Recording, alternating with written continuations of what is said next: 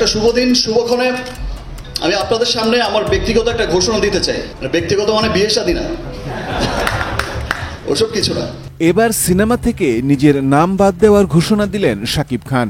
আগামী শুক্রবার জুমার নামাজ পড়ে তওবা করবেন, এই ঘোষণাই দিলেন শাকিব। তাণ্ডব সিনেমা পাইরেসি হওয়ার পর রাগে ক্ষোভে অনেকটা হতাশ হয়েই এই সিদ্ধান্ত নায়কের। আমার অতীতের সমস্ত মন্দ বিষয়গুলোকে কেটে আমি একটা আইকনিক শাকিবকে প্রেজেন্ট করতে চাই এবং প্রেজেন্ট করবো ইনশাল্লাহ। আমি মনে মনে ভেবেই রেখেছি, আপনারা জানেন যে পরশুদিন হচ্ছে আমাদের জুম্মার দিন, খুব পবিত্র একটা দিন। সেই দিন আমি ইনশাল্লাহ জুম্মার নামাজ পড়ব এবং সেই দিন থেকে একটা নতুন সাকিবের পথ চলা শুরু হবে ইনশাল্লাহ। বিপদের আরেকটা চলচ্চিত্র, আমি একটা সিনেমা বানাবো, তারপরে আমি বিপদে পড়তে যাচ্ছি।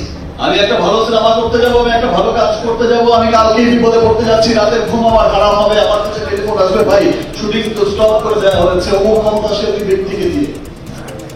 ভাই আমার ছবি আছে, এত কষ্ট করে ছবি শেষ করলাম, তারপর যখন সেন্সারে যাবে, তারপর সেন্সারে পদে পদে স্টেপে স্টেপে ধরা হবে।